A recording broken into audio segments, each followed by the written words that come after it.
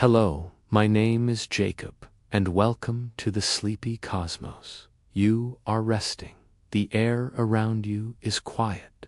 The world has hushed itself into stillness, as if it, too, is waiting to sleep. Your eyes may be closed, or half-lidded, or wide open in the dark, but inside you, there's a hush, a listening. Time doesn't seem to move in this place, not quickly. Anyway, you can't see it or hold it, but you feel it, like a slow breath, like a tide beneath your skin. Something passes, something shifts. A moment happens, but what is a moment? A second ticks by, or maybe it doesn't. Maybe it glides, a soft brush of wind, a ripple across a pond. One heartbeat, then another. Time never says when it has arrived, or when it has left. It just is, and then it was. Even now, as you lie still, your body dances with time. Cells divide, blood flows. Tiny electrical sparks flicker through your brain. You don't need to move, you are movement. You are built from rhythm, heartbeats, breaths, brainwaves. A constellation of clocks, all ticking together, mostly without your knowing. Outside, the world turns on its axis, rotating into morning for someone far away. A flower folds its petals for the night. A moth flutters toward a distant moonbeam, and somewhere, in the faint hush of a forest, a leaf lets go and falls, marking the quiet passing of one invisible moment into another. Time is always flowing, but it has no shape you can see. So how do you know it's real? You notice it in change. A droplet sliding down a window, a flickering candle burning a little lower than before, the warmth of a cup cooling in your hand. Without change, time would have no meaning.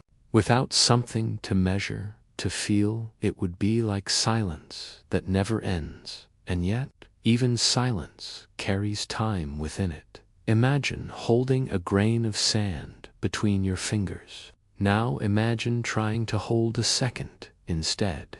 It slips through you, not because it's fast, but because it isn't solid. It's not a thing. It's a space, a pause between heartbeats. A breath drawn in and gently released.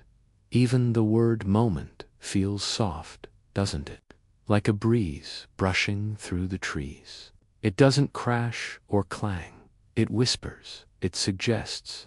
You never see the moment itself, only where it was like footprints in snow after someone has passed by. And yet somehow, your whole life happens inside these invisible things. A child grows taller. A wound begins to heal. A thought becomes a memory. All because one moment follows another, not in haste, but in quiet determination. You may think of time as a line stretching forward into the unknown, leaving the past behind. But it's more than that. Sometimes it curls, sometimes it thickens, sometimes it slows so deeply that you barely notice it's there, like when you're watching the sky dim into twilight, or feeling the softness of a loved one's voice. And in other moments, it races when your heart is full of fear, or joy, or change. 1 minute can feel like an hour, or an hour can vanish like a blink. Time bends, not in itself, but in you, in your attention, your feelings, your focus. This is why memory holds certain moments brighter than others. Not because they lasted longer, but because you were fully inside them. Time expands in presence. It shrinks in distraction. Think back to a moment you remember clearly. Maybe from childhood, or from just last week. Can you picture the colors, the sounds, the way the air felt. You are there again, in a sense. Your mind is a place where time lingers. But what about now? The present is always slipping into the past, as quickly as it comes. And yet, it's the only place you ever really are. The past is a trail. The future is a fog. But the now, this soft, unfolding now, is the only door you can walk through. And still, it changes as you touch it. You might wonder how long a now truly lasts. Scientists once tried to measure it, the minimum slice of time a human brain can register. It turns out to be just a fraction of a second. But even that smallest flicker contains a world, the blink of an eye, the pause between words, the breath before laughter, all of it held inside a single living moment. And moments build, they layer, like sediment, like starlight, like pages in a book. They gather and pile, becoming hours, becoming years. But each one, each sliver of time, is still shaped by you. How you notice it, how you feel inside it, how you choose to meet it. There are moments so quiet you can feel your own pulse. There are moments so loud they feel like thunder in your chest. There are moments so still they seem to hover, suspended, like a raindrop before it falls. And then there are moments that pass without you ever knowing. That is the strange grace of time. It is both merciful and unstoppable. It lets go. It waits for no one. But it gives you everything. Your life, your growth, your memories. One soft second at a time. Now, as you lie there, your body resting and your mind adrift, you can begin to feel it, not as a ticking, not as a pressure, but as a wave, rolling gently beneath you, cradling you forward, not rushing, not demanding, just offering itself, one breath, one blink, one heartbeat at a time. And maybe, just maybe, that's enough. You don't have to measure it. You don't have to catch it. You only have to notice. Because time doesn't always ask for attention. Sometimes it simply invites you to listen. And as you listen, you begin to hear something else, something deeper, something within you. A whisper, perhaps. A rhythm, a quiet, inner tick that's not quite sound, just a sense that you, too, are part of time's unfolding story. And just beneath that whisper, if you listen even closer, you'll feel another, not just your own pulse, but the rhythm of something older, something more hidden. The clock that lives inside your body, keeping time in silence. Even as you sleep, you lie in the dark, still and weightless, but inside you, time is not still at all. Deep beneath your skin, a rhythm continues, steady as moonlight on water. It is quiet, not a ticking, not a bell, but something softer, a pulse of knowing, a gentle cycle you were born with. This is your body's clock, not one clock, in truth, but many, scattered through your cells like tiny timekeepers, each humming their own ancient tune. This inner clock has no hands, no face, no numbers, and yet it knows when to wake you, when to rest you, when to warm you gently in the morning and cool you at night. It sings through hormones and waves of chemistry, through tiny shifts in temperature, hunger, and alertness. You may not feel it directly, but it holds you in its pattern, like an unseen tide dot. This rhythm, called your circadian rhythm, is not something new. It is old, older than language, older than humanity. It is carved into life itself. Long ago, before clocks were made of gears, time was written in light. The rising and setting of the sun guided every creature. The earth turned, and with it, Day became night, and night became day. Over billions of rotations, life evolved in harmony with this pattern. And you are the descendant of that rhythm, even now. In the modern world of glowing screens and sleepless cities, your cells still remember the sun. You have light sensors, not only in your eyes, but scattered throughout your body, in your skin, your brain, your gut, all quietly listening to the day's unfolding. Each morning, when light touches your eyes, it enters a special part of your brain called the suprachiasmatic nucleus, a name too long to worry about as you drift into rest. Just know this, it is your master clock, your conductor. From there, signals ripple outward, adjusting your body's internal time. You awaken not just because you open your eyes, but because light tells your cells it is time. And at night, when darkness settles, your body listens again. The hormone melatonin begins to rise like a slow tide, preparing your systems for sleep. Your temperature drops, your heart rate slows, your digestion rests. This isn't simply you getting tired, it is your body folding into a pattern written by the stars. But even without sunlight, your body keeps counting. In studies where people live in caves, far from all light and clocks, something remarkable happens. Their bodies still follow a rhythm, not perfectly 24 hours, but close. Around 24.2 hours, the rhythm stretches slightly, revealing that your timekeeping is not purely external. It is written in your DNA, encoded in the clockwork of your very cells. And you have more than one clock. Your liver knows what time it is. So do your kidneys, your lungs, even your skin. These are peripheral clocks, local timekeepers that follow the signals of your brain's master clock, but also listen to their own cues when you eat, when you move, when you rest.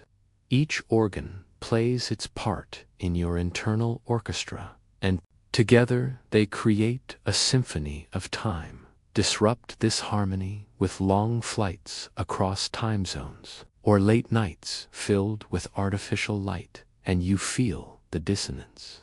Jet lag, grogginess, fog, that sense of being out of place, even inside your own skin. It is your clocks trying to realign, trying to find the rhythm again. Even your mood dances to time. Depression can tangle the rhythms, so can stress and loss, and even love. Because your inner time isn't mechanical, it's living, it responds, it adapts, it listens to more than just light. Consider how your energy rises and falls throughout the day. This too is part of your inner tide, a wave that crests and dips, flowing through concentration. Your brain moves through its own phases, from light dozing to deep restoration and into dreaming. These phases repeat in loops, about 90 minutes long, like tides inside your night. Your heart rate shifts, your muscles grow quiet, your mind loosens its grip on waking. You are not absent, you are traveling. Each cycle brings its own healing. Memories are sifted and sorted, emotions are softened, wounds knit themselves more quickly during sleep, growth hormones rise, the immune system strengthens its watch. Time moves differently in dreams, but it still moves with meaning. And all of this is guided by your hidden clock. Even aging is marked by these rhythms. As you grow older, your sleep changes, your hormone tides shift, the rhythm slows, sometimes stutters, but the clock remains faithful, resilient. It adapts, just as it has adapted through all of human history. You are not just in time, time is in you. built into your bones, flowing through your veins, written in the turning of your cells like the pages of a slow unfolding book. And you are not alone in this rhythm. Animals, plants, even microbes follow their own circadian dances. Flowers open to morning light and fold as dusk falls. Birds sing on schedule. Even single-celled creatures pulse with cycles of rest and repair.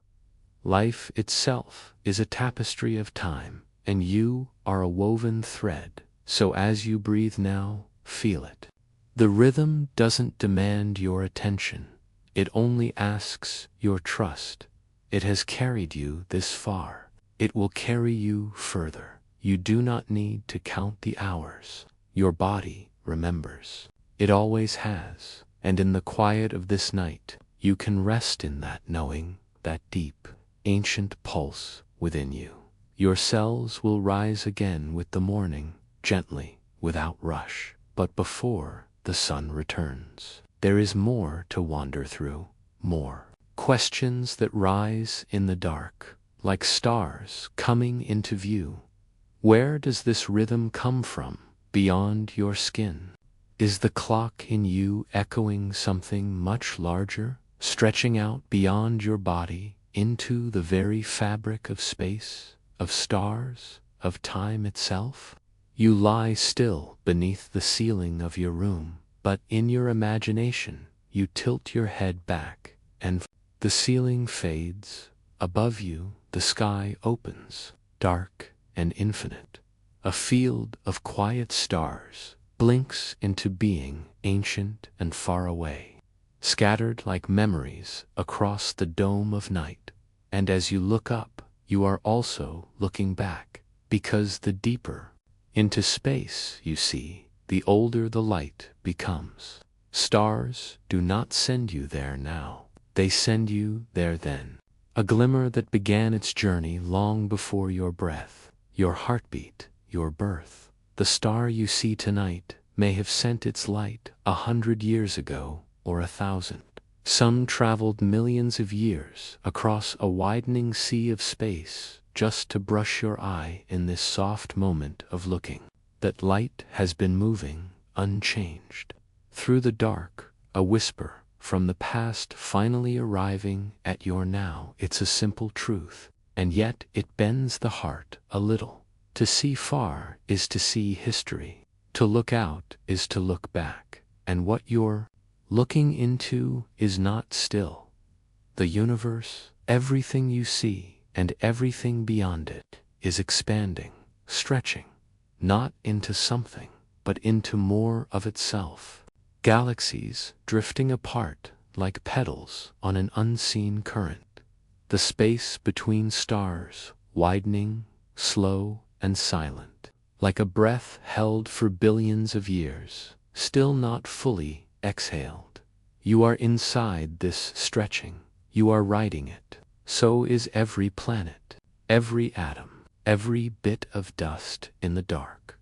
This expansion began with something almost unimaginable, a beginning that wasn't a place, but a moment, a swelling of existence from a single, dense, hot spark into everything, space, matter, and time itself. This is what we call the Big Bang, not an explosion in space, but the birth of space, and with it, the birth of time. Because before that moment, there was no before, no seconds, no minutes, no ticking clock, just a singular potential, waiting. And then time began to move forward. Space began to swell. Particles cooled, stars ignited, galaxies swirled into being. And woven through all of it, from the beginning until now, was time. Opening like a slow blossom. Even now, the universe continues to expand. But it's not just the things in space that are moving apart. It's the fabric of space itself that stretches, like dots on a balloon being blown up, not moving through the surface, but carried as the surface grows. This expansion isn't fast. To us, you don't feel it in your body or your breath. But when astronomers look out, they see the shift, galaxies moving away, their light stretched into longer, redder waves, like the lowering tone of a siren receding into the distance. The light tells us everything is drifting. This stretching light is called redshift, and it's how we know the universe is growing. It's how we measure the rhythm of that growth, how we mark the age of the stars, how we listen to the long echo of the beginning. Even the empty spaces between galaxies are growing wider. Even silence stretches, and you, lying here, are part of that unfolding. The atoms in your body, carbon, calcium, oxygen, were once formed in the hearts of ancient stars. They burned and burst, scattering their contents into the cosmos. Over eons, those stardust remnants drifted, gathered, formed new stars, new planets, and eventually, you are a descendant of that first moment, shaped by its direction. Time has a direction in this universe. It flows forward. But why does it move only one way? Why not backward, or sideways, or in loops? No one fully knows. But what we do know is that this forward movement, this arrow of time, is tied to the universe's expansion. As space grows, possibilities grow. Order becomes disorder. Entropy increases. A glass shatters, but never unshatters. A star burns, but never unburns. The cosmos cools and thins, gently but steadily, and yet, from this cooling, complexity arises. From the simple, the intricate, from the hot, chaotic beginning, galaxies, stars, life. So here you are, lying on a small planet, around a small star, in the spiral arm of a galaxy that drifts through a widening universe, a quiet observer of an immense unfolding. And still, you wonder, where is time taking us? If the universe continues to expand forever, then time may stretch with it endlessly. A slow fading, galaxies drifting out of sight, stars burning out one by one. A dark quiet spreading across the fabric of space. This is the heat death some scientists speak of. Not a fiery end, but a cooling into stillness. A universe without contrast, without spark. But that is not now. Now the stars still shine. Now the light still travels. Now the echo of the beginning still hums around you. A soft microwave song that permeates the sky, the afterglow of creation, still warm to the instruments that can hear it. And you are here to listen. You are a witness to time's long journey outward. You are a moment, inside a moment, inside a wave of becoming. And even though this universe feels vast, it is made of patterns, circles, spirals, cycles, rhythms, from galaxies to heartbeats, from starlight to breath, from the pulse of cosmic expansion to the whisper of your own inner tide. Perhaps the rhythm of time out there in galaxies, in the growing space between echoes inside you, too. Perhaps your body's hidden clock beats in harmony with a much larger one, written into the stars. And so, as you rest now, still and listening, you begin to wonder, what is it that travels alongside light through this expanding universe? What quiet companion always moves with it, constant and curious? Maybe it's time's oldest friend. Maybe it's light itself. Close your eyes. Imagine a single glimmer, far off in the dark, a flicker of starlight just arriving after a journey. That began long before your body ever took its first breath. That flicker is not just light, it's a message, a memory, a story told across unimaginable distance. Light has no weight that you can feel, and yet it carries the past with perfect grace. It moves forward, always forward, never looking back, a quiet courier for time itself. Wherever it travels, it brings with it a whisper of what was. When you see the sun rising, you are not seeing the sun as it is, you are seeing it as it was, about 8 minutes ago. That's how long it takes sunlight to reach your skin.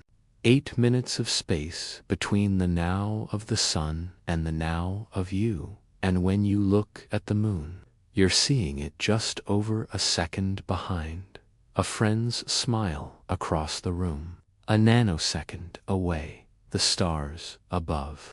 Centuries, millennia, more light. Is always running, but never rushing.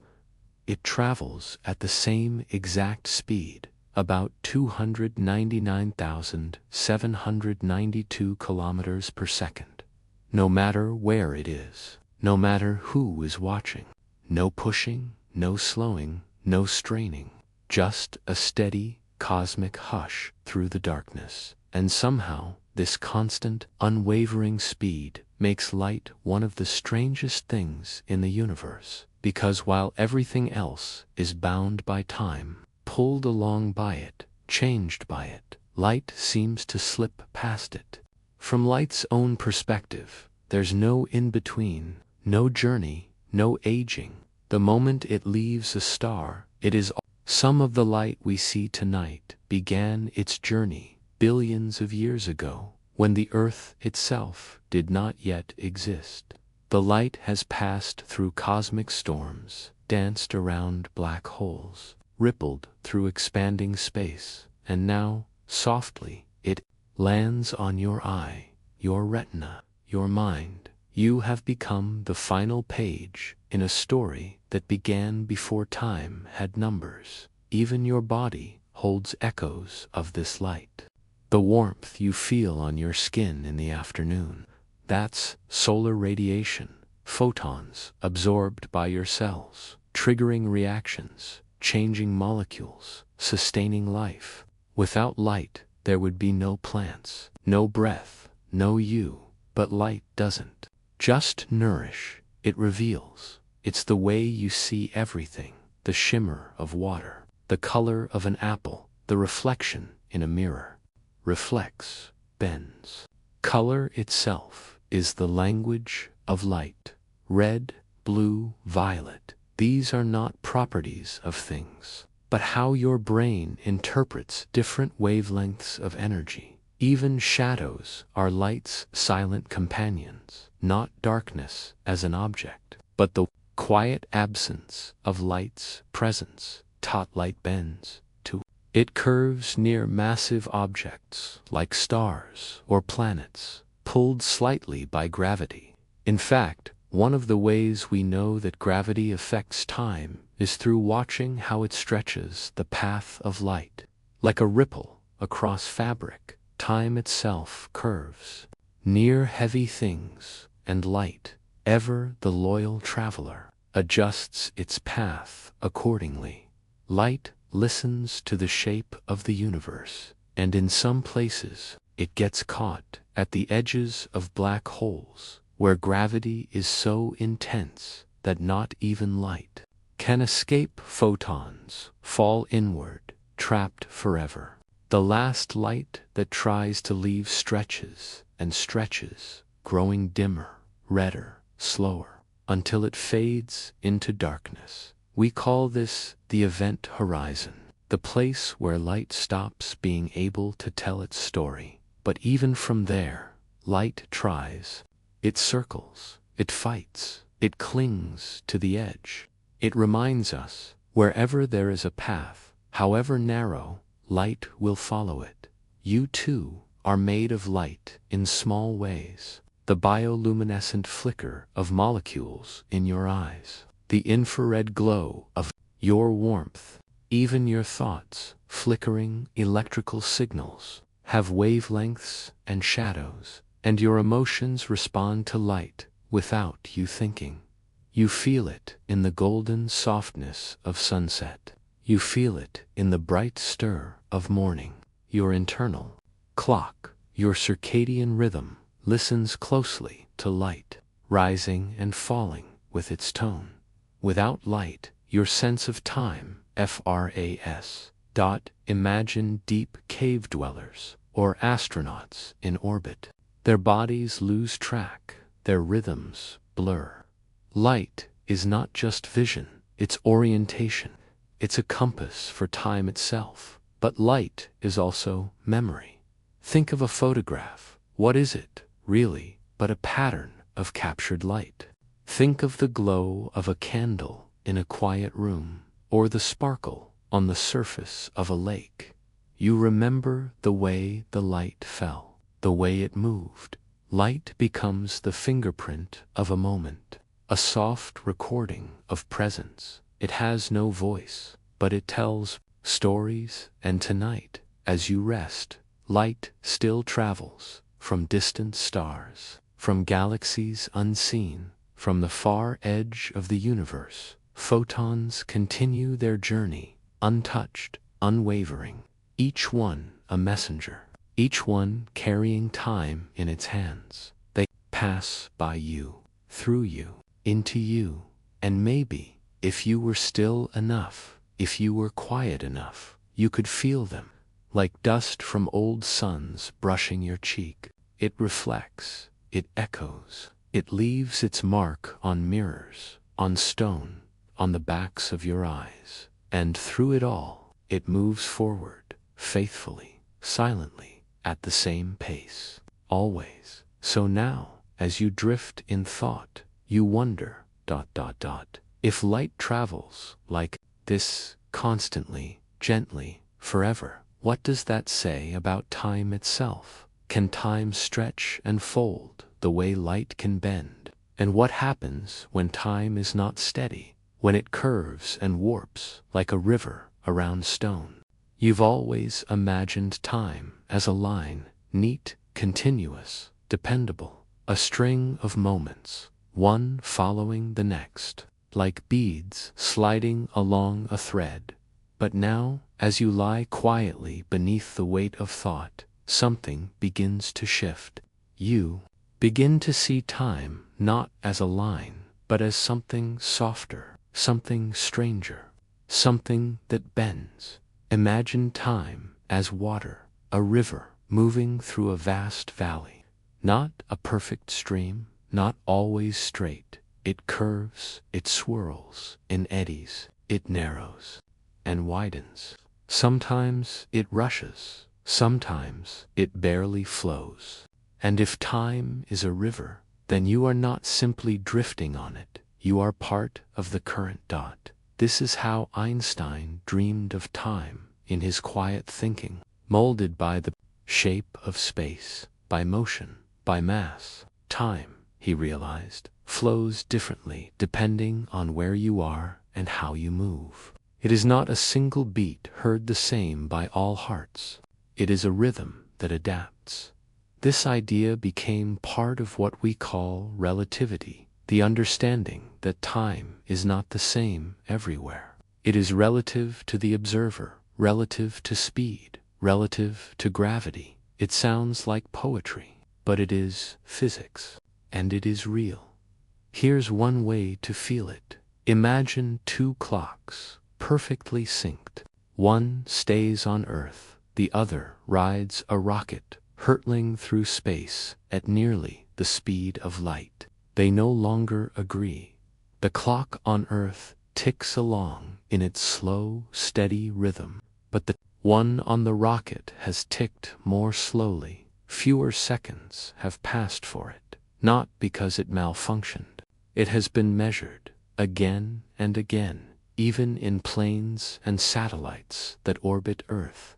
The faster you move, the slower time moves for you, compared to someone standing still. And gravity, too, has its hands on time. Imagine placing a clock at the top of a mountain and another deep in a valley.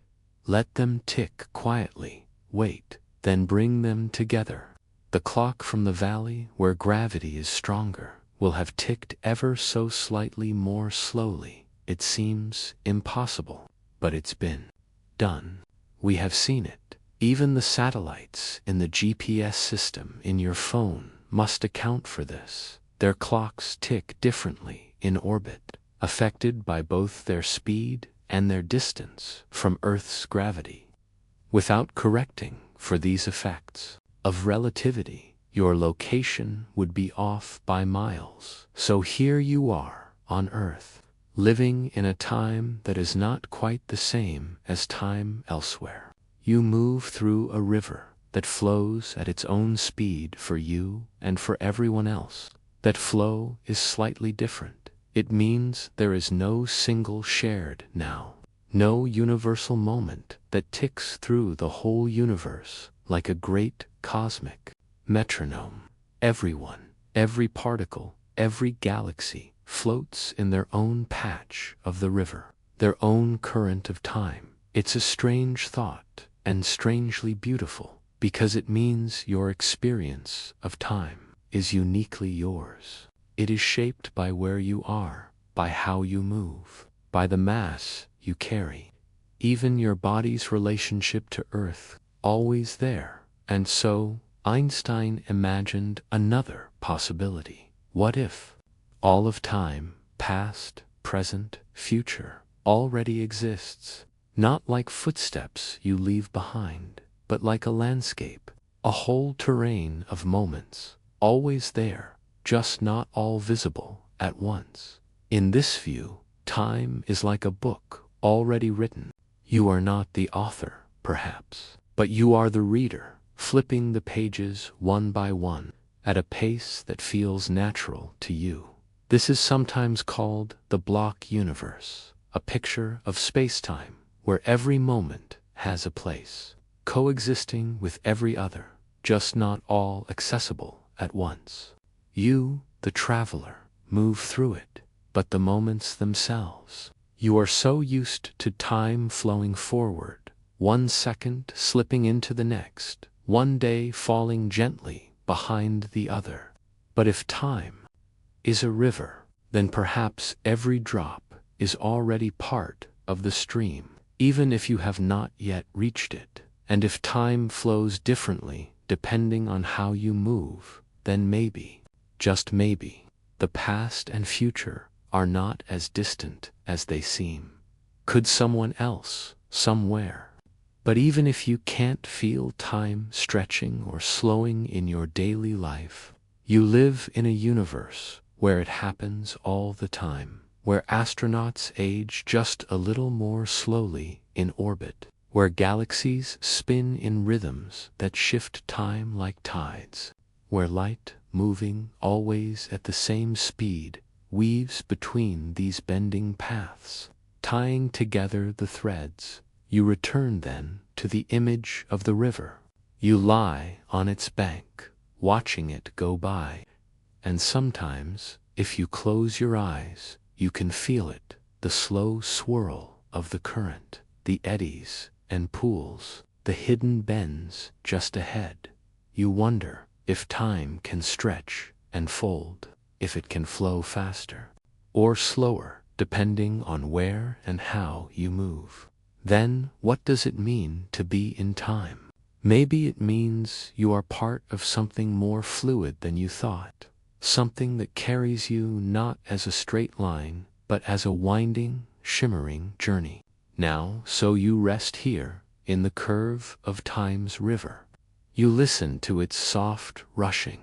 What happens inside you when memory and presence begin to meet?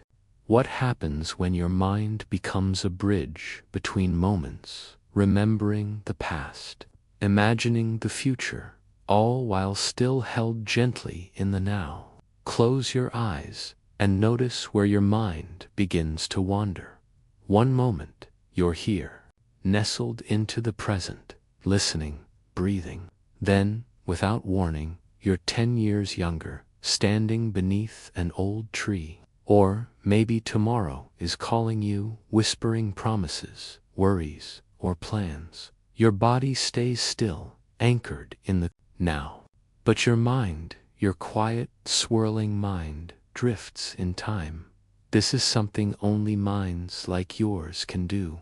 You are not a machine made to count seconds. You are a creature of memory, of meaning, of inner echoes. Time, for you, is not just measured, it is felt. Inside your brain, there is no single clock.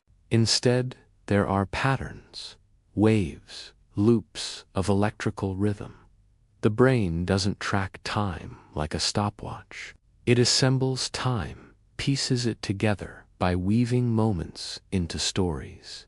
This is what memory is, not a perfect recording, but a map made of moments, stitched together by feeling, a flicker of light, a scent, the sound of someone's voice. All of it draws you back, not because time has reversed, but because your brain is recreating the shape of a moment. And in doing so, you re-enter that moment, emotionally, vividly.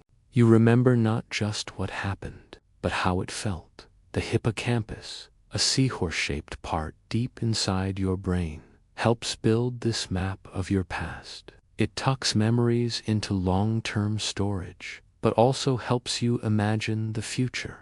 Strange, isn't it? The same place that stores memories also helps you pretend, to daydream, to guess, to plan, to look forward in time. You borrow pieces of what you've already lived. The future, in your mind, is built with the bricks of the past, and so time folds inward. You live not just in the now, but in a swirling field of moments, memories you revisit, futures you construct, all orbiting around the slender thread of this present breath. But the now, oh, the now. It is always slipping away. Before you can name it, it's already memory. Before you can hold it, it is gone. Some scientists have tried to capture this elusive now to measure how long a present moment truly lasts. Some say it's about 3 seconds, a kind of psychological window, the space your mind uses to hold experience before it becomes the past. You hear a note of music, you take a breath, you speak a sentence. Each fits neatly into a 3-second envelope. This is your moving window of presence, constantly refreshed, constantly dissolving. A present that is always becoming the past, even as you try to hold it. But memory plays tricks. Have you noticed how some days stretch on forever, while others vanish in an instant? Time doesn't always feel like it flows evenly. It bends. Inside your mind, when you are deeply engaged, curious, excited, surprised, your brain lays down rich, detailed memories, and later, those moments feel longer. Time seemed to slow because your mind noticed more. But when you are distracted, or repeating routines, your brain stores less. And in hindsight, those hours feel shorter, as if they barely happened at all. This is why childhood feels endless, and adulthood like a blur. When everything is new, your mind soaks it in, laying down thick, bright layers of memory. But as you grow, routines take over, days blend, memory thins, and still, you have the power to shift it. Paying attention, truly noticing, stretches time inside your mind. A pause to watch the wind, a moment of deep presence. These things slow the inner clock, but there is more. You don't just remember events, you remember the order in which they happened, the feeling of before and after. This is called temporal binding, your brain's ability to link one thing to the next. It is what lets you tell a story, follow a melody, understand a cause and effect, Even when you dream, your mind creates a sense of time, a plot, a sequence, a rising and falling. The passage of time, even in sleep, is a construction, a sensation built from patterns and expectation and trauma. Trauma can break this pattern. Moments of pain or fear sometimes freeze in the mind, trapped outside the normal flow of time. They repeat, not as memories, but as relived moments, unprocessed, unresolved.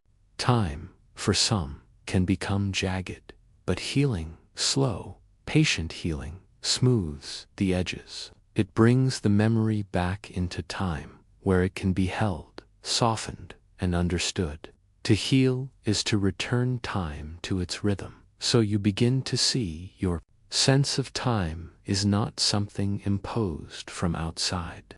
It is a landscape you shape, a texture, a rhythm, a memory-soaked horizon that lives inside your skull.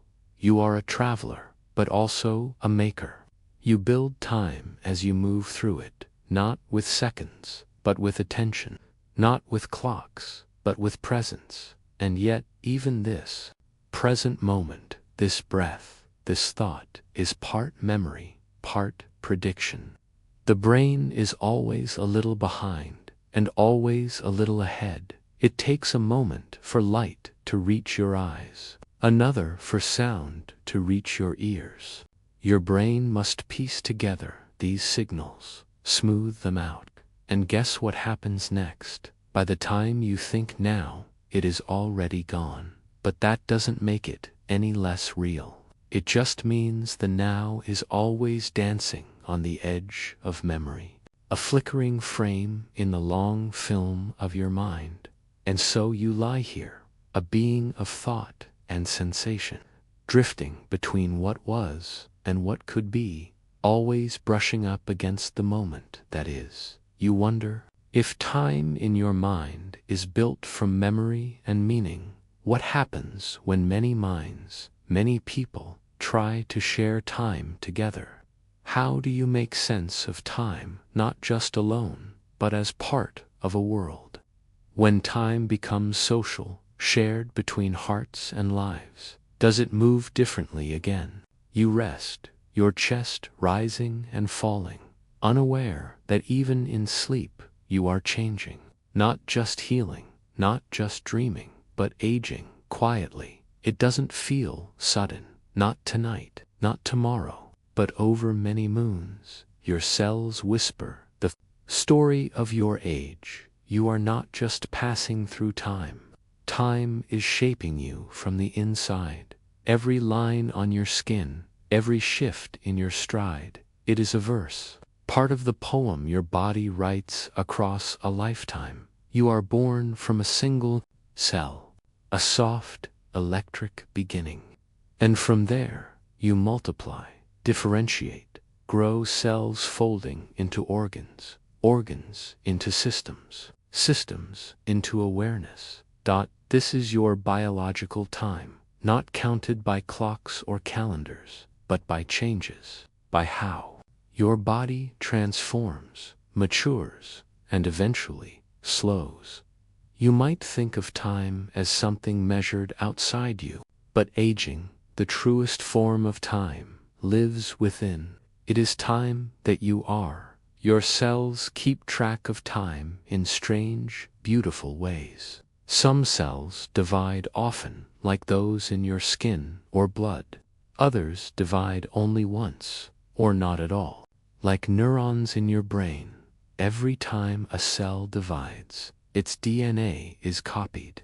But at the ends of those strands are little caps called telomeres. They protect your genes, like the plastic tips on shoelaces. With each division, these tips wear down, and when they become too short, the cell can no longer divide. This is one of the reasons your body ages. Telomeres shrink, and so do the possibilities. It is not a flaw. It is a rhythm, a natural cadence of living things. Some creatures defy this rhythm. The hydra, a tiny freshwater creature, doesn't seem to age at all. Its cells renew endlessly, like water circling in a fountain.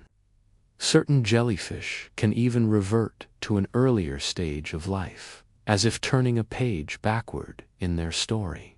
And yet, others live only hours. The mayfly is born, mates, and dies within a single day. Its life so brief, its entire existence is a flicker. But within that flicker, everything, you, like most living things, rest somewhere in the middle. You carry the arc of a long-form poem. Each stage, birth, growth, maturity, and age, has a voice, not better, not worse, just different verses of the same unfolding. And as you age, you do not simply decline, you evolve. Your cells shift their duties. Your brain trades raw speed for deep understanding. Your heart may beat more slowly, but it carries more history in every beat. Some scientists call this developmental programming, the idea that your biology is tuned to different needs at different stages. Youth is for learning, adulthood for action, later years for reflection, for meaning. Your body doesn't just decay, it remembers. Every cut healed, every child carried, every meal metabolized. These are your body's chapters, written one cell at a time. Hormones, those silent messengers, also change the tempo of your biological time. In childhood, growth hormones surge, elongating your bones, sparking hunger, wonder, and restlessness. In adolescence, sex hormones arrive, reshaping voice and vision, body and desire. Later, other hormones rise or fall, tuning you toward.com, or urgency, sleep, or wakefulness. The endocrine system, like a hidden orchestra, plays the music of your body's time. You don't hear it, but you feel it, in your skin, your mood, your pace, and inside your cells, deep in their cores. Tiny structures called mitochondria power everything you do. They are the battery packs of life, ancient, borrowed, bacterial ancestors. They hum with activity in youth, then slowly grow tired with age.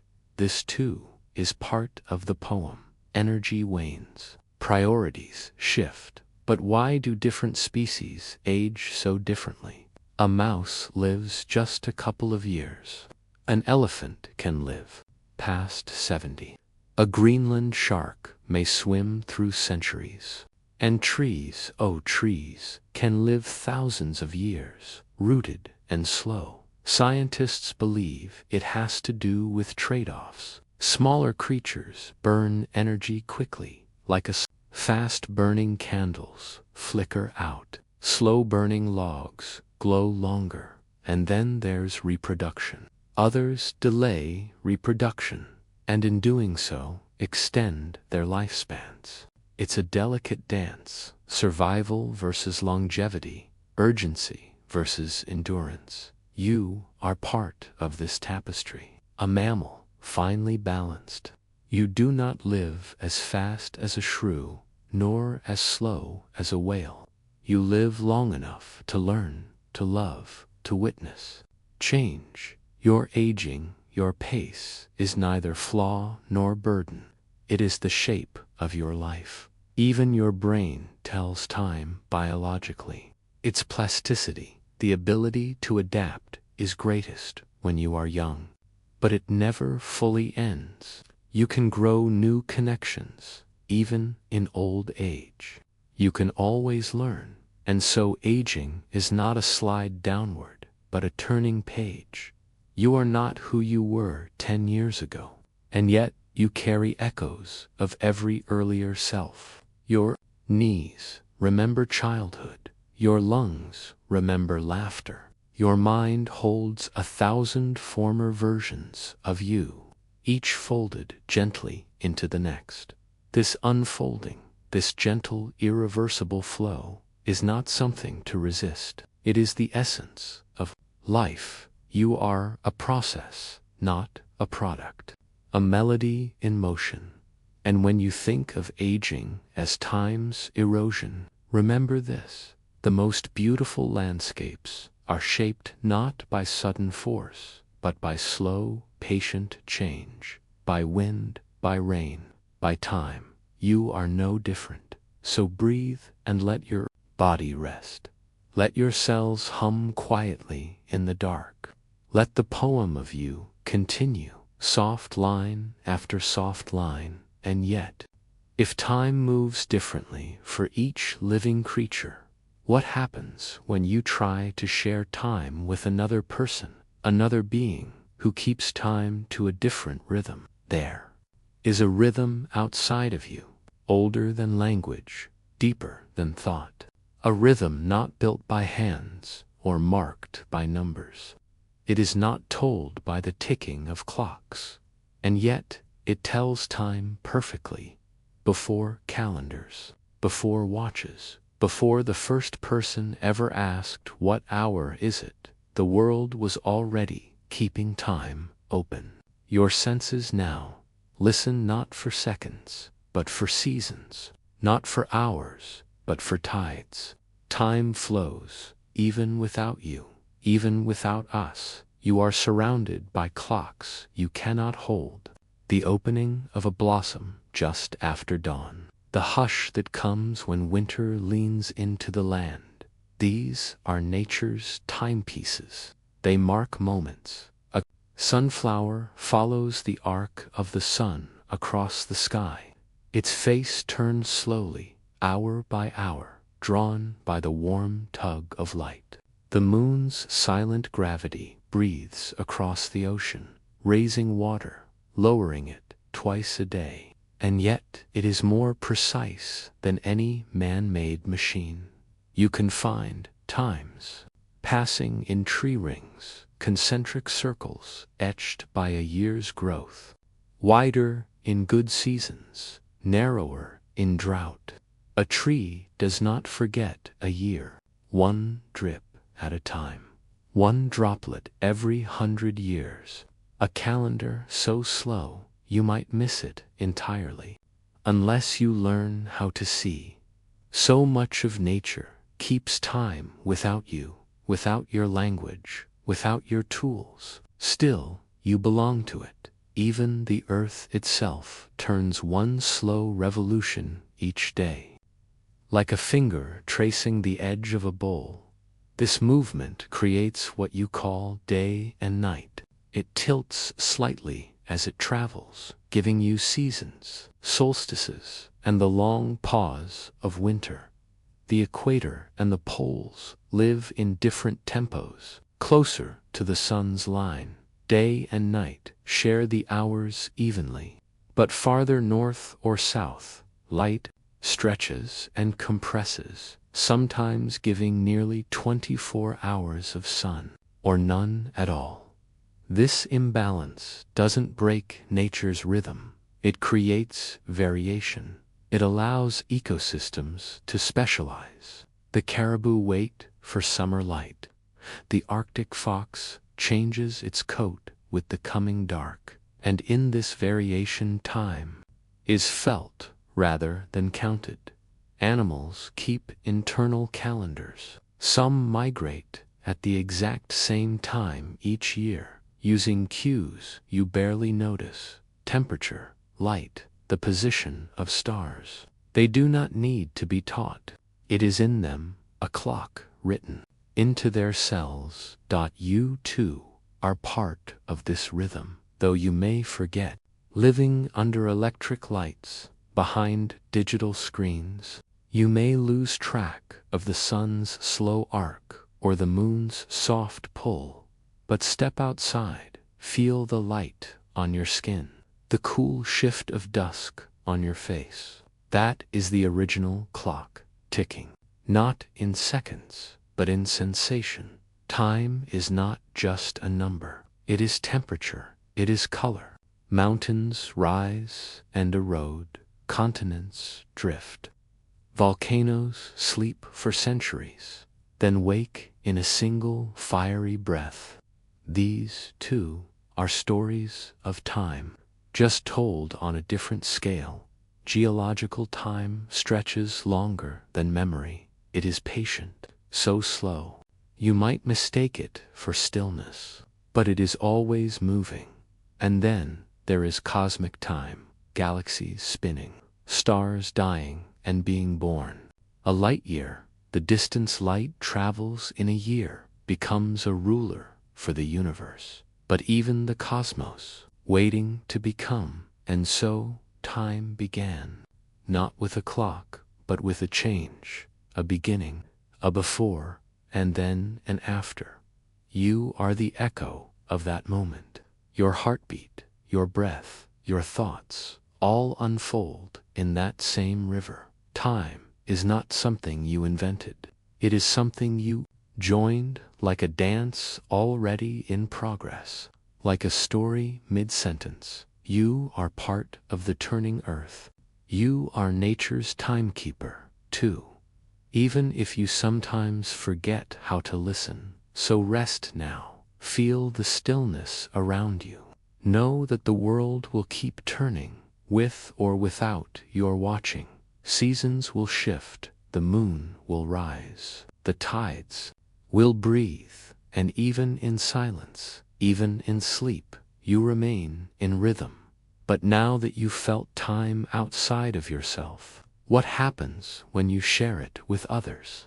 What does it mean to synchronize your time with another living soul? You watch the teacup slip from your fingers, not perfectly, not easily. This is time, whispering one of its deepest truths. What is broken tends to stay broken. What is mixed does not unmix. The cooled tea will not warm itself again. You have met this principle before, though you may not have known its name. Entropy, a soft word, really. It doesn't bite or shout. Entropy is why memories form but don't erase. Why ash does not become firewood again. Why the past feels fixed, and the future full of possibilities. Entropy is the tendency for systems to move from order to disorder, from structure to scatter, each toy in its place. Now, let the child play for an hour a day. The room becomes chaotic, not because the child meant harm, but because disorder is easy. Effortless to return to order takes energy, conscious shaping. This is entropy, the natural drift from the precise to the probable. The universe, too, began in a low entropy state, tightly packed, smooth, simple dot, but then a moment of expansion, and with it, complexity. Stars formed, galaxies spun, planets cooled, life arose. Each step forward increased entropy, even as beauty and structure unfolded. You might think, how can disorder create so much wonder? How can the growing randomness give birth to galaxies, oceans, thought? Here is the quiet paradox. Local order can increase like your thoughts, your heartbeat, the flight of birds, as long as elsewhere disorder grows. You are a warm creature in a cooling universe, a small pocket of organization, keeping time by resisting decay.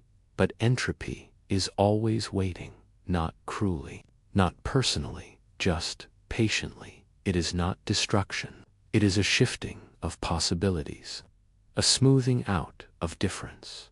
Consider an ice cube in a warm room.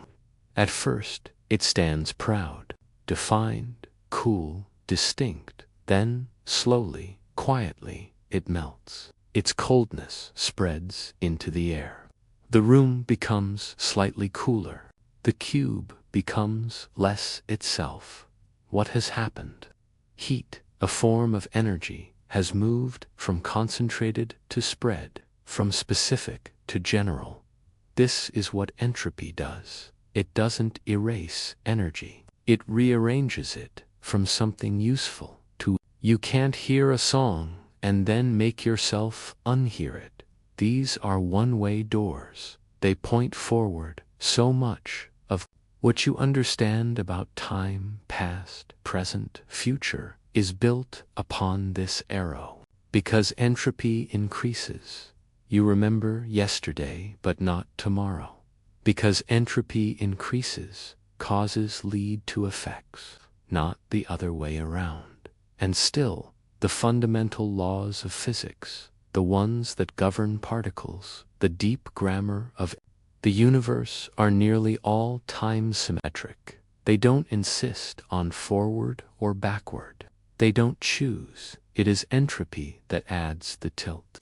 Entropy, not because it must, but because downhill holds more options, more possible places for the water to be, more arrangements of energy. So the future is not a place you are pushed toward, but a direction in which more things can happen, and entropy is what guides you there, not harshly, not loudly, but steadily, like a breath that never reverses.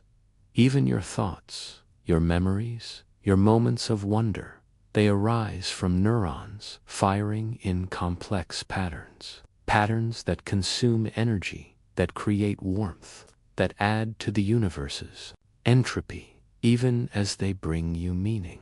So, in a way, even understanding entropy adds to it.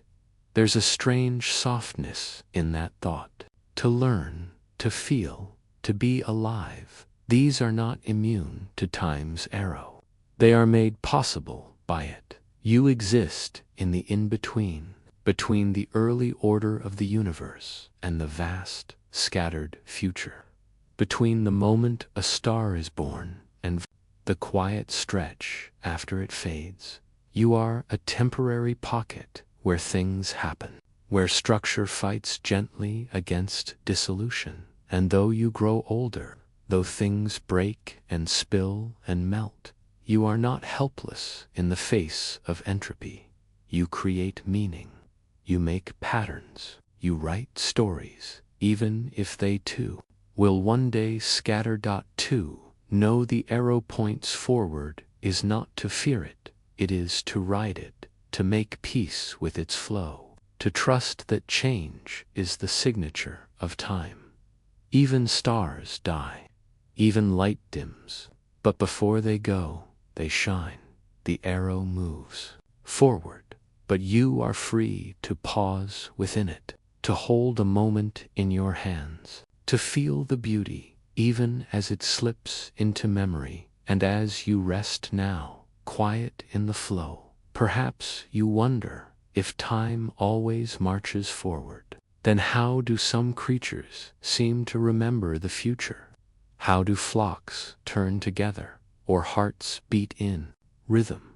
What does it mean to share a moment, truly, simultaneously, with someone else? There are clocks everywhere, on your wrist, in the sky, in your cells. Time ticks and flows, stretches and loops. It builds memories behind you and possibilities ahead. It ages your skin and carries your days. But beneath all that motion, there is a quieter rhythm, not ticking, not rushing, a stillness deep within you, like the hush beneath waves. You feel it sometimes, though you may not name it, in the long gaze of someone who truly sees you. It is not the same as time stopping. Time never stops, but there is something in you that does not measure time the way clocks do. Something that simply is. Your body lives in time. It ages, it heals, it remembers. But your awareness, your deep, wordless noticing, exists outside of that story. You can test it now.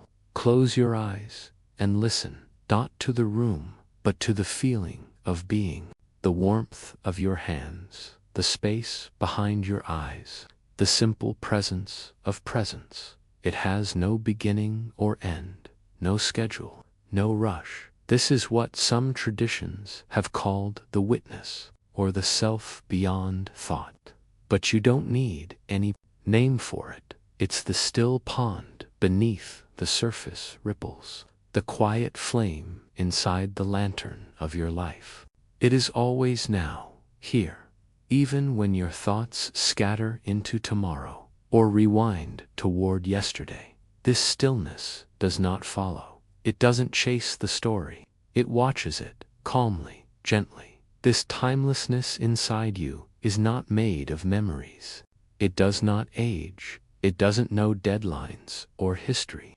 It only knows this breath, this moment, this being.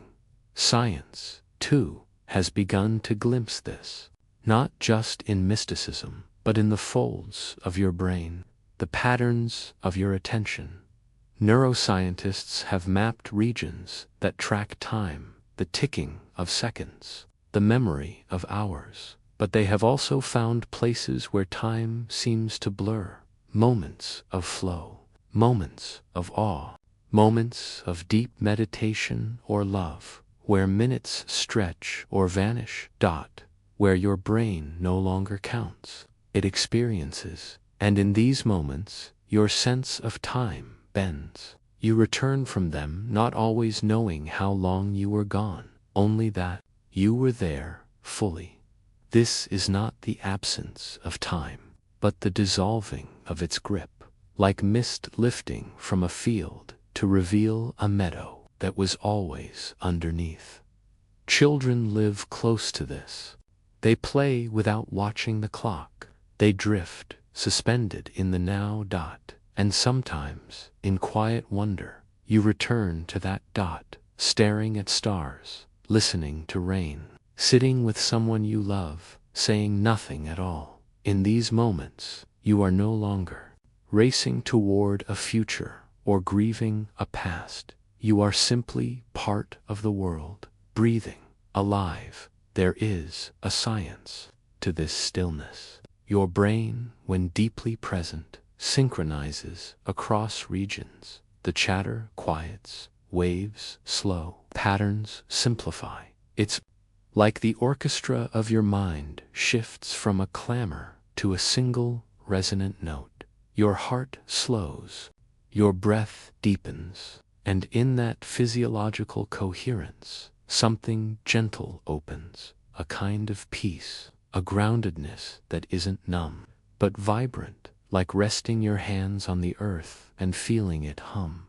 Time still moves around you, but you, in this stillness, do not chase it. You sit beside it, a companion, not a captive. And here, something paradoxical occurs. Though you step outside the counting of time, you become more aware of it, more sensitive to the beauty in each passing instant.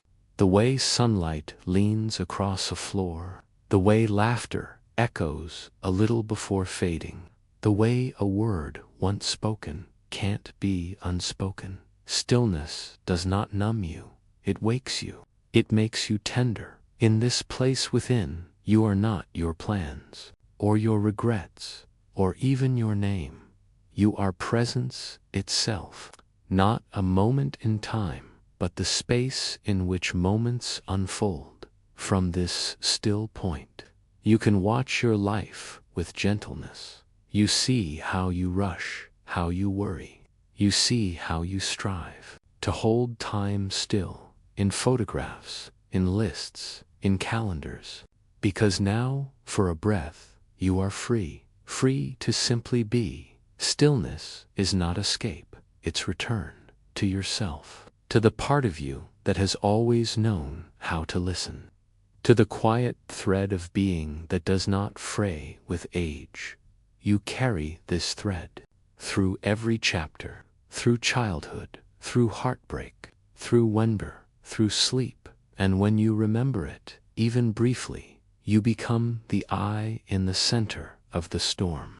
Time moves, but you are still. This stillness is not empty. It is full of noticing, of calm, of the miracle of simply being aware. You do not need to hold on to it. It holds on to you, so let the stillness be your anchor.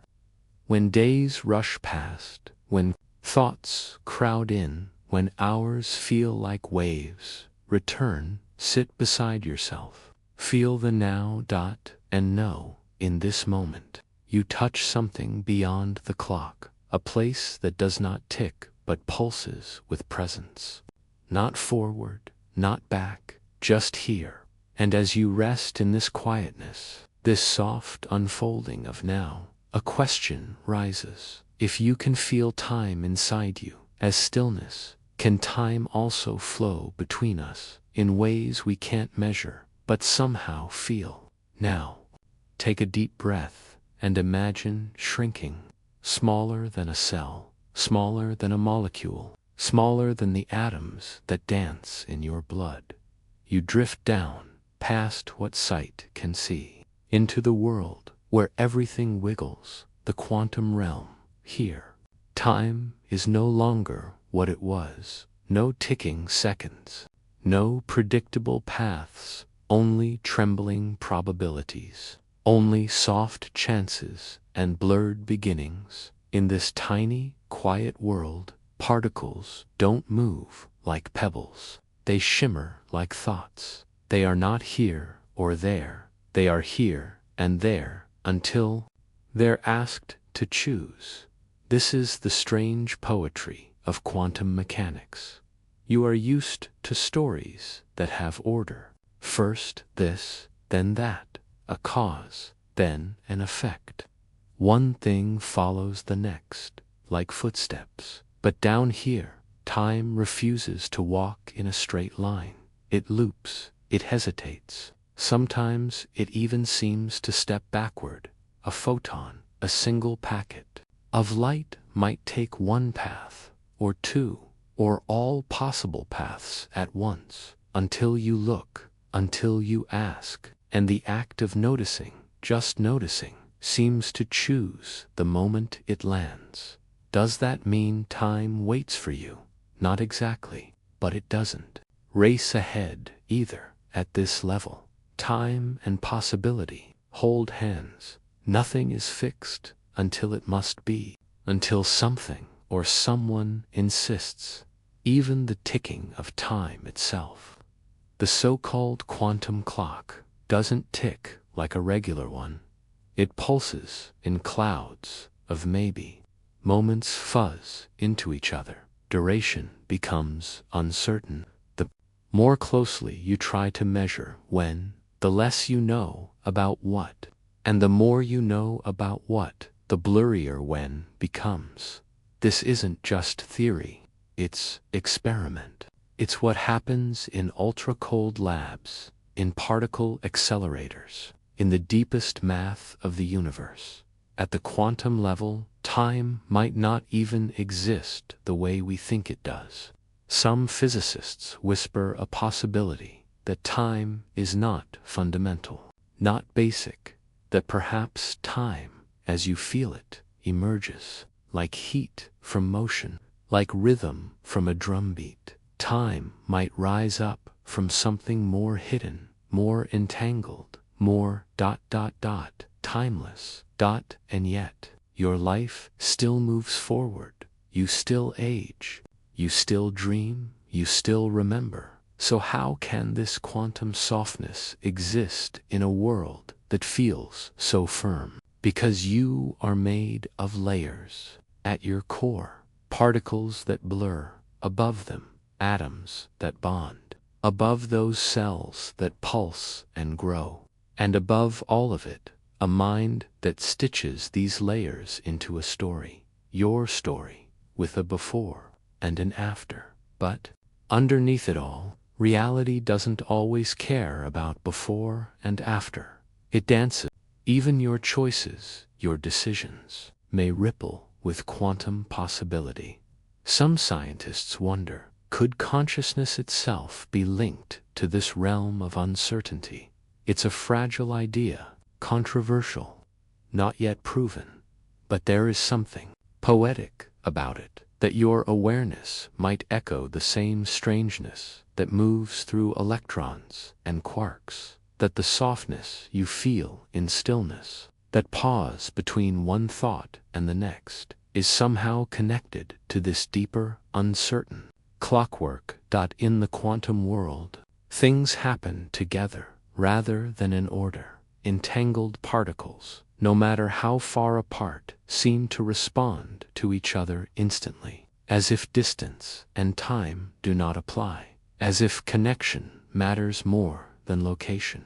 This may sound impossible, but it happens. It's been measured, it's real, and it suggests something quietly beautiful, that in the smallest places, the universe is more about relationships than separation, that perhaps time, too, is a kind of relationship, a bond between events, not a stream flowing on its own. So when you sit quietly and you feel the softness of now, you may be closer to quantum time than you realize, because in quantum time, now is not so sharp, not so fixed. It's a smudge, a shimmer, a maybe, and you, for just a breath, become the observer.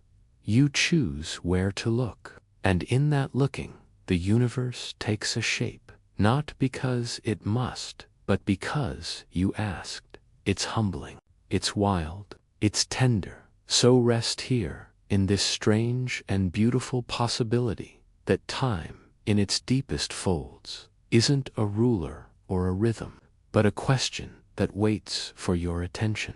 And maybe, just maybe, what looks like a moment is really a cloud of maybes condensing into the shape of your life.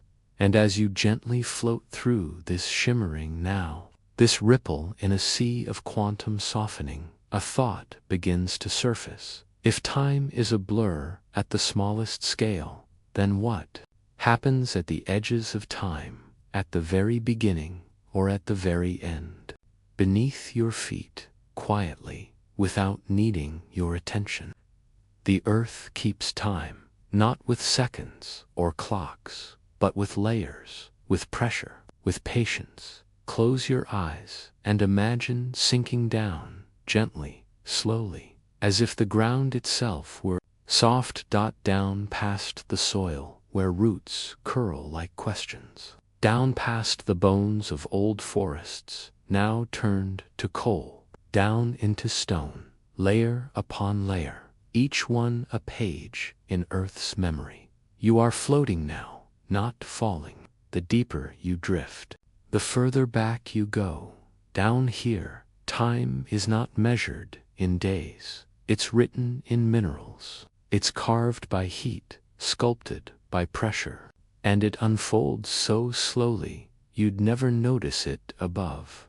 You live in a world that moves quickly, but the earth moves like breath held in meditation. Tectonic plates shift a few centimeters a year. Mountains rise as slowly as a fingernail grows. And yet they do rise. Imagine watching a mountain form, but not with your eyes. With geologic vision, you'd see continents drift like slow clouds. You'd watch oceans open and close. You'd see entire species appear, flourish, vanish, and leave only impressions in stone. Fossils, Earth's quiet calendar. A shell pressed into limestone. A fern's ghost left in slate. Each one a snapshot, not of a moment, but of a world. They tell you something lived here. This was once warm. That was once ocean. The stone remembers, even when no one else does. And the deeper you go, the older the memories become. Rocks are not dead, they are slow. Their silence is not emptiness. It is patience. Granite, marble, basalt, each holds a story.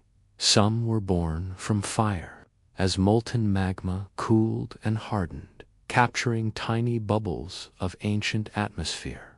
Others were pressed and folded, like pages rewritten by the weight of time.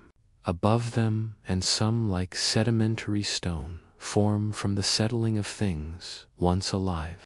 Particles drift down through water, collecting in layers, dust from vanished mountains, ashes from ancient fires, crumbs of creatures long forgotten over millions of years. They harden into history.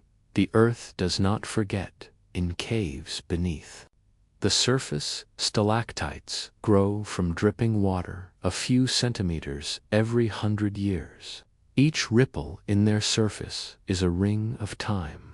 Like tree rings in stone and deep in Antarctic ice, bubbles of ancient air are trapped. Tiny time capsules of climates long past. The planet is full of clocks that don't tick, they settle, they grow, they endure. You are used to measuring time in heartbeats, in breaths, in minutes between meals.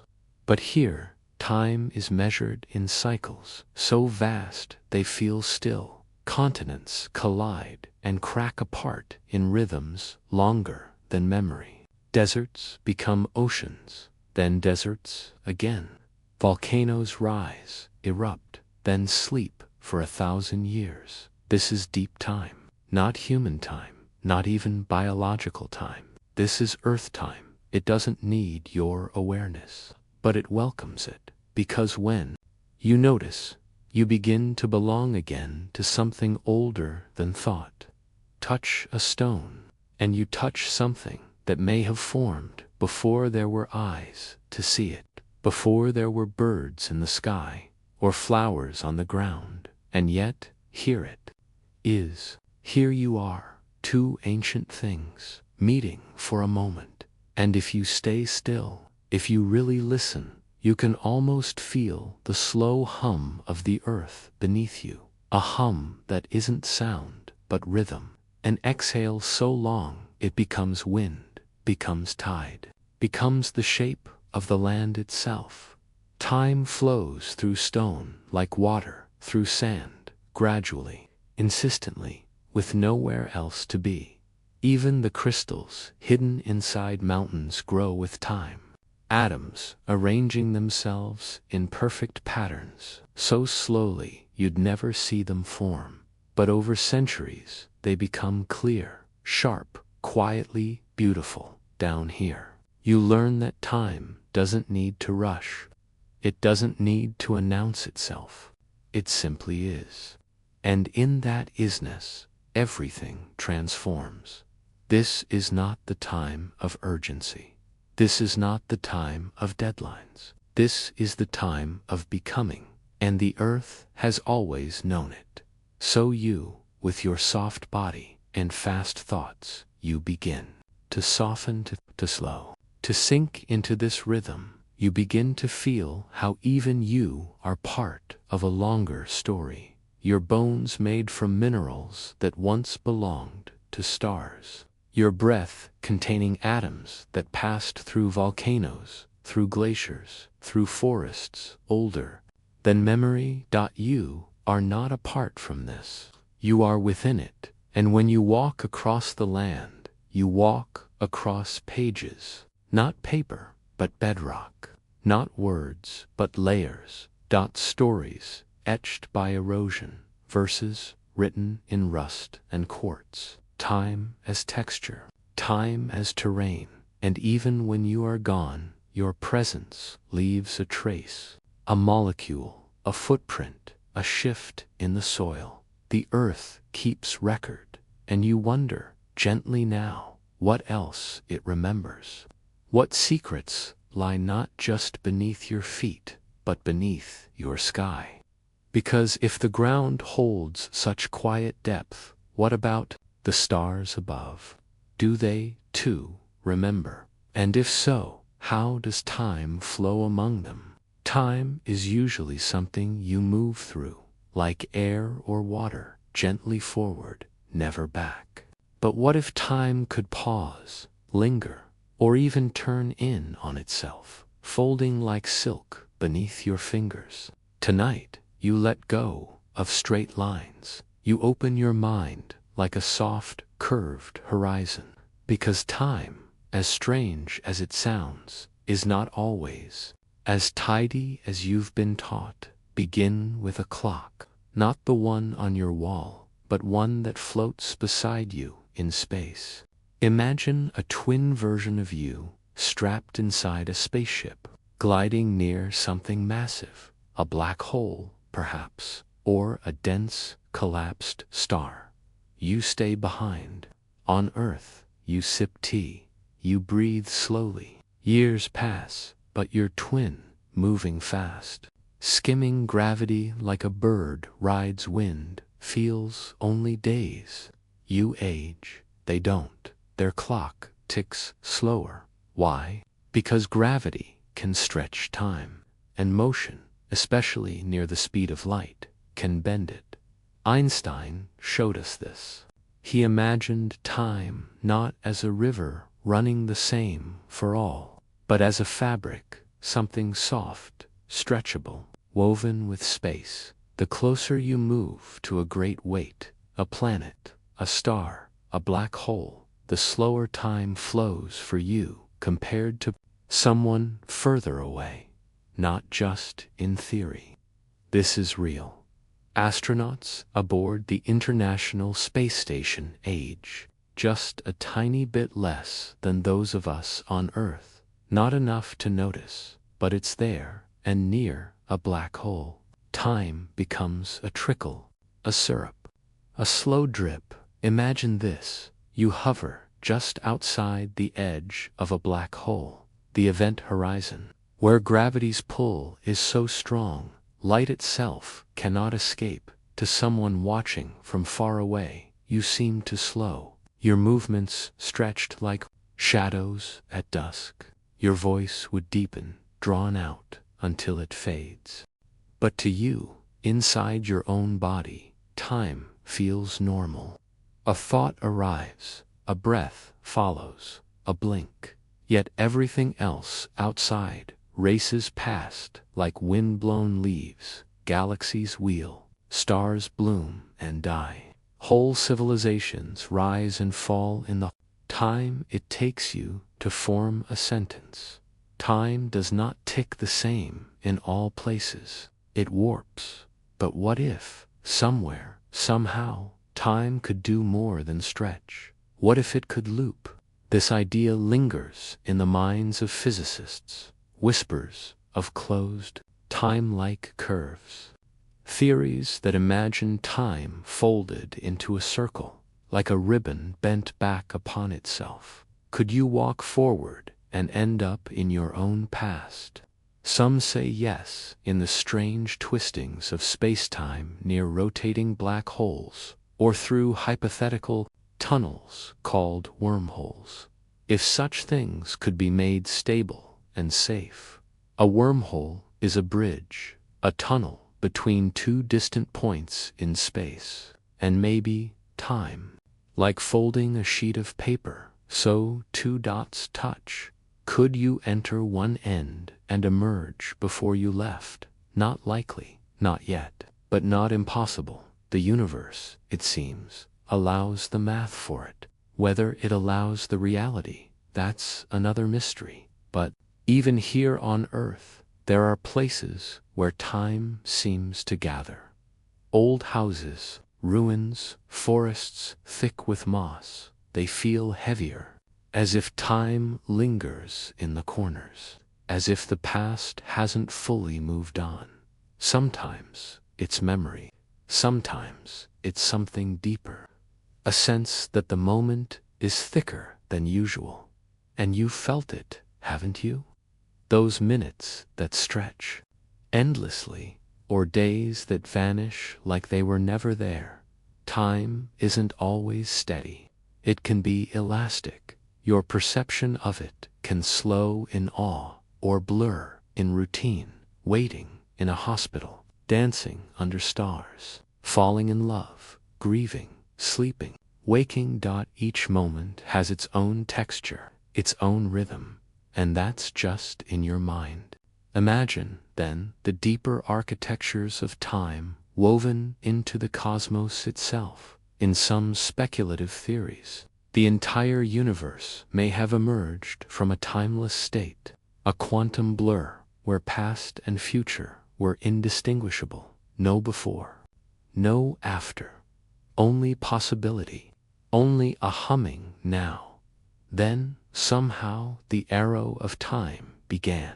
Entropy rose, moments unraveled into motion, and here you are, a being watching time unfold, sometimes clinging to it, sometimes trying to rewind it, sometimes letting it go. But what if, deep inside the fabric of everything, there are places where time loops quietly, not in grand spirals you can ride, but in tiny, hidden ways, like particles in quantum experiments that seem to remember future outcomes, or particles entangled across time as well as space, hints, shimmers, echoes, and perhaps, if time can loop, then memory is just one kind of time travel, a journey back by thought alone, a ribbon you follow with your eyes closed, unwinding into something that once was. So now, as you lie still, breathing slowly, you wonder, what does it mean to live in a universe where time is not fixed, but fluid, where clocks bend, where memories ripple, where space and time might fold like origami? What else could be folded? What else might stretch or bend or loop beyond the borders of your understanding? The sky above you holds clues, because out there, in the hush between galaxies, time takes on a different tone. You lie still, but you are falling, not downward, not outward. You are falling through time. Every moment, like a breath, draws you further into the unfolding now. And though you may not feel it, you are pulled, not just by time, but by gravity's invisible hand. You see, gravity and time are not strangers. They are threads in the same woven fabric, a soft tapestry stretched across the universe. And like all cloth, it can bend. You once thought of gravity as a force, a tug, a pull, the thing that makes apples fall and feet stay grounded. But gravity is gentler than that, more subtle. It doesn't reach out and grab. It curves the space around you, and in doing so, it curves time. Imagine a soft bedsheet. Place a heavy ball in its center. The sheet dips. Now roll a marble nearby. It spirals in, not because it's pulled, but because it follows the curve in the sheet. That's what gravity does to space. And to time. Your clock ticks a little slower at sea level than it does on a mountain peak. Not by much fractions of a second, but the difference is there. Measured, proven. Your heartbeat, your thoughts, your very metabolism, all run slightly slower the closer you are to the Earth's center. Not because you're tired, because time itself is stretched just a little by gravity. Satellites that orbit above you must correct for this bending of time. Without it, your GPS would drift, maps would blur, locations would shift. Einstein knew this. He saw that gravity was not a separate actor, but a reshaping of space and time. Mass tells space how to curve. Curved space tells matter how to move. And time listens to the curve. Where the curve is deep, time flows more slowly. Where it is flat, time moves freely. This is why clocks aboard planes run a bit faster than those on the ground, because they sit higher in the gentle arch of Earth's gravity. This is why, near a black hole, time can almost stop. Because the fabric there is bent so deeply, it folds into itself. But this bending happens here, too quietly, constantly. Your body rests on a curved world, a planet whose mass gently tugs at time as well as at your feet. Even mountains make a dent in time. tiny but real. It's as though time itself leans toward heavy things. And perhaps you do, too, because gravity is not just out there. It is within you. Every atom in your body feels the Earth's pull. Every cell is tuned to the planet's curve.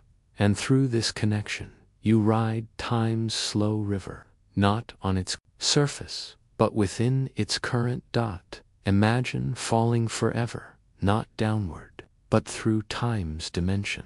You're doing it now, even when you sleep, even when you feel still. You are moving through time's landscape, shaped by gravity's hands. It is a strange thought that time is not the same for everyone, not even in the same room. If one person lies on the floor and another stands on a chair, their clocks tick at slightly different speeds, minuscule but measurable. You can't feel it, but the universe does, and this is the tension. Time, as you know it, is not universal. It's personal, shaped by mass, location, motion. Even your emotions can seem to warp time, but those are tricks of the mind. Gravity's touch is more honest, more precise. It tells the planets how to orbit, the tides how to swell, the light how to bend. Light, even light, cannot escape gravity's curve. In a strong enough field, even a beam of light arcs and sways. Its path shifts because space is curved and time with it. Astronomers see this when distant stars appear in slightly the wrong places, their light bent by galaxies between us. They call it gravitational lensing, but what they're really seeing is time itself bent by the weight of matter. It is humbling and beautiful because it means the universe has no hard edges, only gentle slopes, soft depressions, invisible valleys where time flows at its own pace. It means there is no single now shared across space, only local nows, each shaped by where you are, how fast you're moving, how deep in the curve you happen to stand. Time is not a flat sheet, it is a living surface, a breathing field, and gravity is the sculptor. And so you live in a world of clocks you cannot see, clocks built into the warp of space, the pull of Earth, the rhythm of atoms. Your own body is a kind of clock. Your heartbeat, your breath, the pace of your dreams, they all tick in the presence of gravity, in a tempo set by the shape of space-time itself. And as you drift toward sleep, you feel this quiet rhythm, the slow, unseen fall through time. You are not standing still. You are moving with the world, spinning, orbiting, falling through time's curved corridors with every other thing in the universe. Gravity is not the enemy of time. It is its partner, its guide, its sculptor. And so you wonder if time can be stretched, if it can slow or speed or sag. What lies beyond these curves? What waits in the places where time is still a mystery? In the dark between stars, what is the shape of time's silence? Time is not always measured in seconds. Sometimes it's measured in heartbeats. You know this, though no clock will tell you so. You've lived it in a single breath before a fall, and forget to check the time because time itself becomes invisible. These are the moments when your inner clock slips into harmony with the present. Psychologists call this flow state a deep immersion in what you're doing, where thought and action blur. In this state, the passage of time feels strange, too fast, or outside of you altogether. And then there are the memories. Some days you remember vividly, colors, smells, feelings. Others seem to collapse into a blur, unreachable. Why? Because the way time feels is often tied to how deeply you experience it. Emotions etch time into memory. Your brain stores emotional events with more richness, more texture. The hippocampus, the part of your brain that weaves memory, sits close to the amygdala, which colors memory with emotion. This closeness makes intense moments feel longer in hindsight, even if they were short.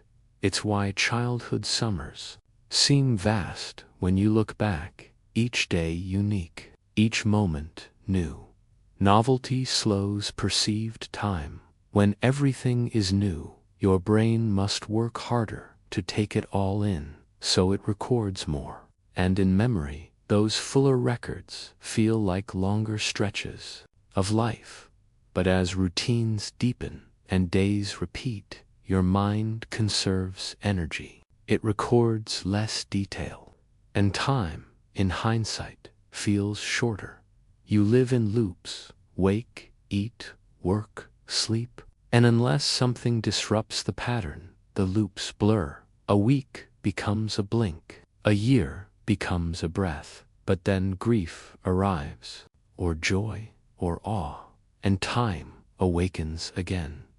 Grief can slow time to a crawl, not because the hours change, but because your mind becomes aware of each passing beat, each breath a measure of something lost. In awe, time seems to pause, as if the vastness before you deserves a longer moment. A mountain, a sunset, a newborn's gaze. Your brain steps out of routine and gives more attention, more space. So the moment expands, and in fear, time can feel infinite. Not because you are calm, but because your body has become a hyper-aware machine. Every muscle ready, every second loaded with tension. Your inner clocks tick in parallel, one for the outside world, another for the world within. It's why a minute on stage feels different than a minute alone. Why waiting for news stretches into an endless hour. Why goodbyes last longer in the heart than on the clock. The strange truth is that time's rhythm is partly yours to shape through attention, through presence, through feeling. When you turn your gaze inward, you can notice this elasticity. You can breathe into it. You can soften it. Mindfulness, that gentle awareness of the now, is one way to feel time more fully. When you slow down, so does time. Not because the seconds change, but because you meet each one with curiosity. You feel the tea in your hands. You notice the leaf outside your window.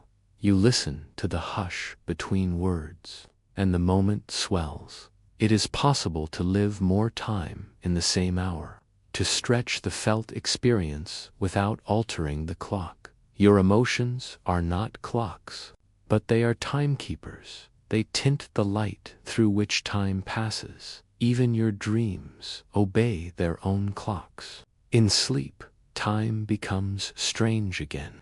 A dream that feels long can happen in a flash, because memory and emotion shape that experience. Time is not just a line, it's a mood, a weather within, a soft echo of what you feel. And now, as you lie here, still and quiet, you feel it, this gentle drift through emotional time. You begin to wonder if time can be stretched by feeling, by thought, by memory. Then what might happen if time could be shared across beings, across minds? What is time like in someone else's world? There is a question that rests quietly at the edge of everything. Does time have an end? Not an ending like a book closes or a song fades out, but an end like stillness, like a final breath that is never followed by another. Tonight, you drift into that far silence, the silence not of sleep, but of the universe's long goodbye. begins slowly, invisibly. You wouldn't notice it from here. The stars still shine, the seasons still circle, but out there, in the wider fabric of space. But because space itself is stretching, imagine raisins in rising dough.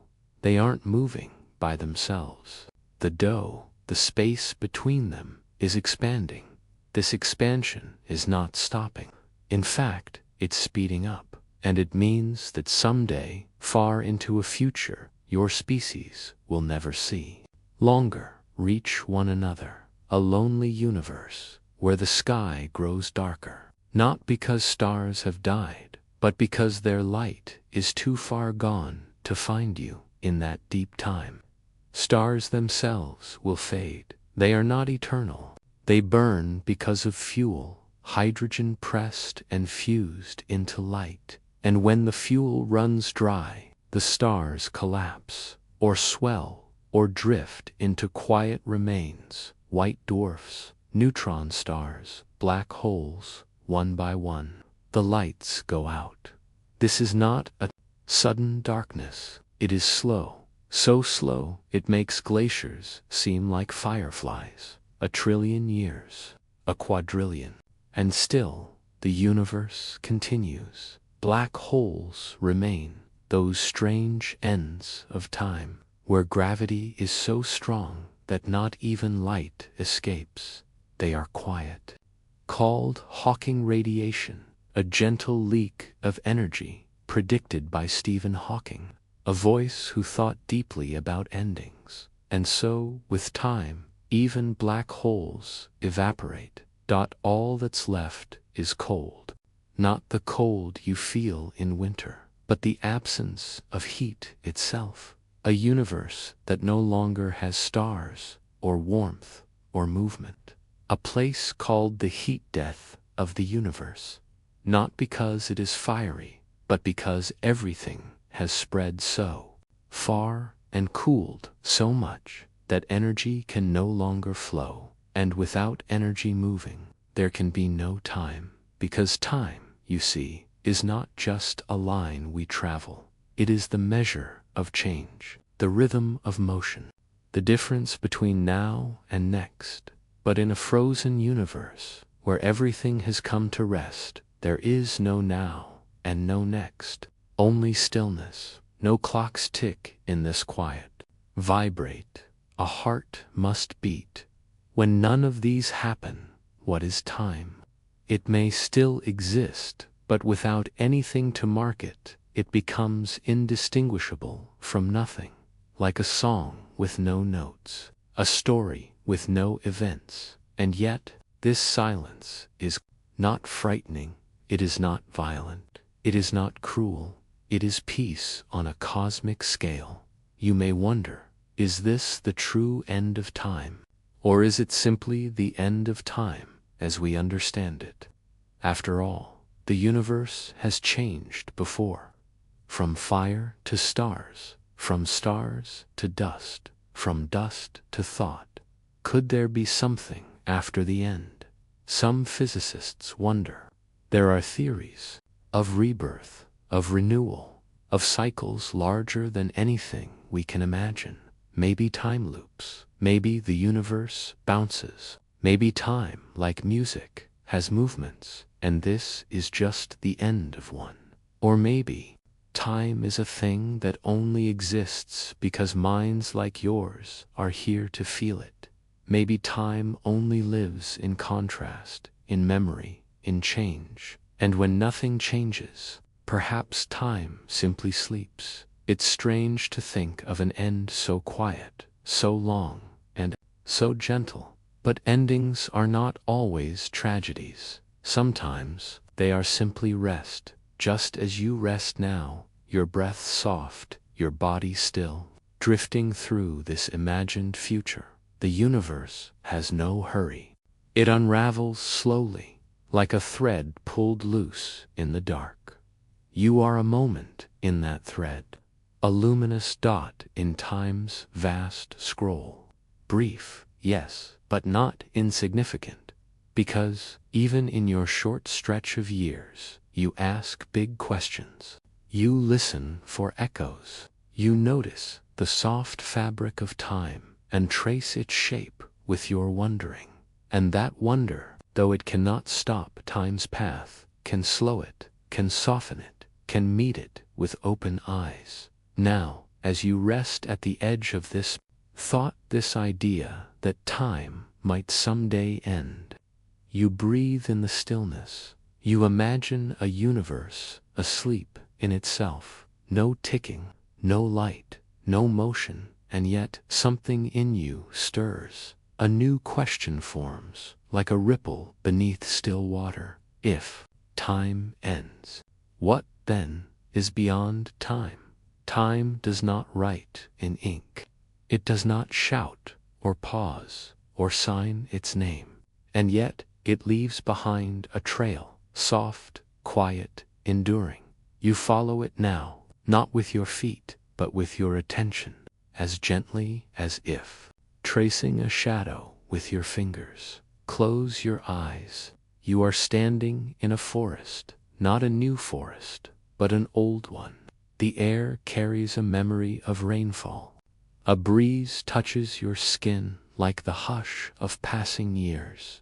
You place your hand on the trunk of a tree, rough bark, steady heartwood. Inside, unseen, are the rings, each one a year, etched in living wood. Not just a count, but a story, thicker. Rings in seasons of plenty, thinner in drought. Each layer a quiet response to the world outside, a calendar without numbers, a memory without words. Time leaves marks in wood, but it also lingers in stone. Beneath your feet, the earth holds its own memories, not in letters or pictures, but in pressure and fossil, in layer after layer of sedimentary thought. In cliffs and canyon walls, you read a record of oceans long gone. Shells turned to limestone, fish turned to shale, the slow work of time pressed into permanence. And in the sky above, stars carry their own imprints. Light, crossing vast darkness, brings with it a story. When you look up at starlight, you're not seeing the star now. You're seeing it then, years, centuries, even millennia ago. The sky is a book written in ancient photons, a snapshot of what was, flying across space to arrive in your moment, a cosmic echo, still warm with its beginning. Even sound leaves its trail. A word once spoken fades in air, but not in memory. And sometimes, in the right place, a sound comes back. Think of a canyon. You shout once, and time replies, delayed, a voice returning from rock and distance. An echo, not the thing itself, but its ghost. So much of time's memory is like this, not the original, but the imprint, like footprints in sand, like heat lingering on a teacup, like a perfume that stays after the wearer is gone. And then there is you. You, too, are part of this thread. You live each moment and then let it go. But even what passes does not disappear entirely. A laugh shared, a letter written, a touch remembered. All these become time's keepsakes. Inside your own biology, time whispers again, scars, wrinkles, gray hairs. These are not flaws, they are records. Your own tree rings, drawn in skin and bone. Even your brain is made of traces. Memories are not filed neatly in drawers. They are patterns, pathways that light up like trails worn in tall grass.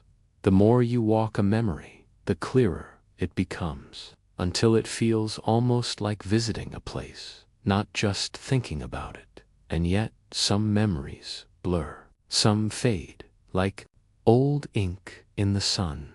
But even these soft disappearances are part of how time moves through you.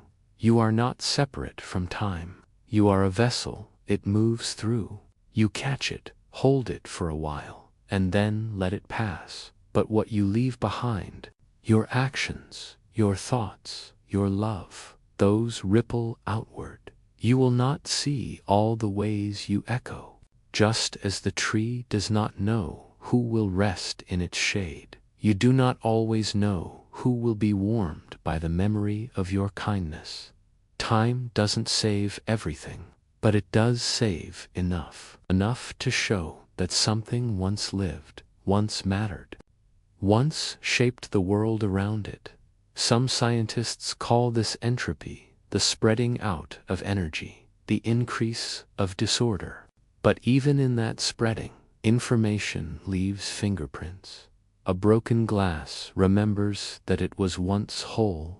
A cooled fire remembers that it once burned. In the grand experiment of the cosmos, every reaction leaves residue. Every star that flares changes the balance of space. Every life that unfolds leaves a subtle curvature in the fabric of time. And perhaps that's what memory is.